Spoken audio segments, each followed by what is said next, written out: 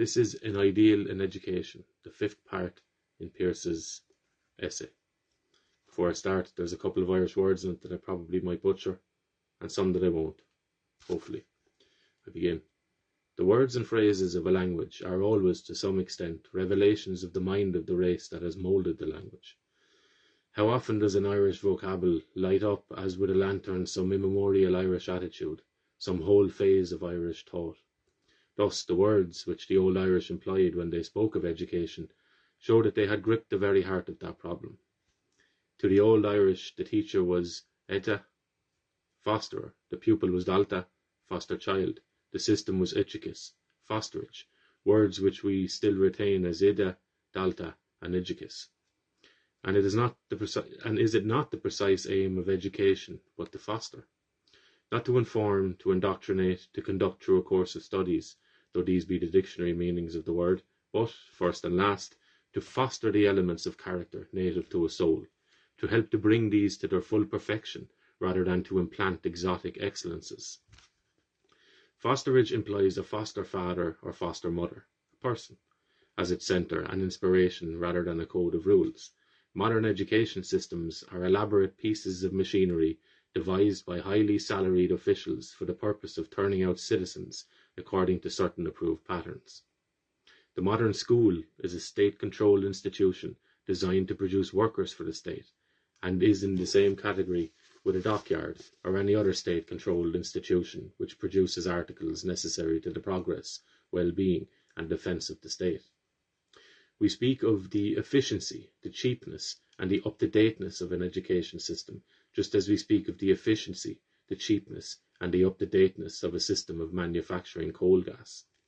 We shall soon reach a stage when we shall speak of the efficiency, the cheapness, and the up-to-dateness of our systems of soul-saving. We shall hear it said, salvation is very cheap in England, or the Germans are wonderfully efficient in prayer, or gee, it takes a New York person to hustle ginks into heaven. Now, education is as much concerned with souls as religion is. Religion is a way of life, and education is a preparation of the soul to live its life here and hereafter, to live it nobly and fully.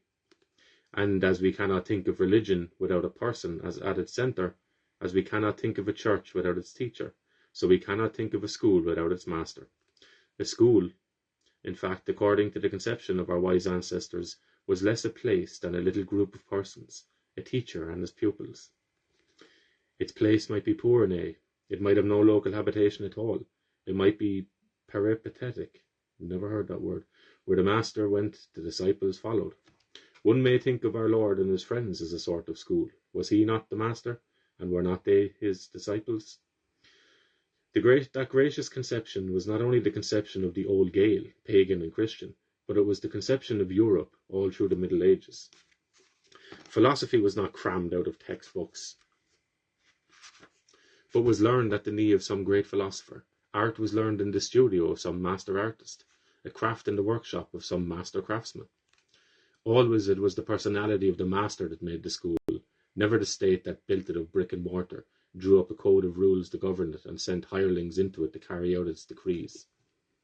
I do not know how far it is possible to revive the old ideal of fosterer and foster child. I know it were very desirable.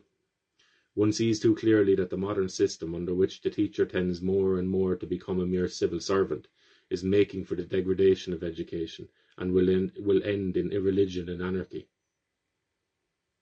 The modern child is coming to regard his teacher as an official paid by the state to render him certain services which it is in his interest to avail of, since by doing so he will increase his earning capacity later on, but services the rendering and acceptance of which no more imply a sacred relationship than do the rendering and acceptance of the services of a dentist or a chiropodist. There is thus coming about a complete reversal of the relative positions of master and disciple, a tendency which is increased by every statute that is placed on the statute book, by every rule that is added to the education code of modern countries. Against this trend, I would oppose the ideal of those who shaped the Gaelic polity nearly 2,000 years ago. It is not merely that the old Irish had a good education system, they had the best and noblest that has ever been known among men. There has never been any human institution more adequate to its purpose than that which in pagan times produced Cuchulainn and the Boy Corp, and now in Macha, and in Christian times produced Enda and the Companions of the Solitude in Aran. The old Irish system, pagan and Christian, possessed in preeminent degree the thing most needful in education, inadequate inspiration. Colmcille suggested that inspiration was when he said, "If I die, it shall be from the excess of the love that I bear the Gael." A love and a service so excessive as to annihilate all thought of self, a recognition that one must give all, must be willing always to make the ultimate sacrifice. This is the inspiration alike of the story of Cuchulainn and of the story of Colmcille, the inspiration that made the one a hero and the other a saint. Just as appropriate today as they were before. Fascinating. I heard it said before as well that we repeat the foolishness of history or the mistakes of history and very little of its wisdom. And I would imagine that looking around and reading something up from over 100 years ago, nearly two bookends, you could fold them symmetrically on top of each other. Okay. So what I'm taking away from that is the idea that when education is something that happens organically, it need not have a label or a tag on it, or for it to be described as a process, as in here's a sequential way of doing a thing in order to get this thing learnt and this person educated. It happens just by breathing and living, okay? But when you try and systematize that too much, so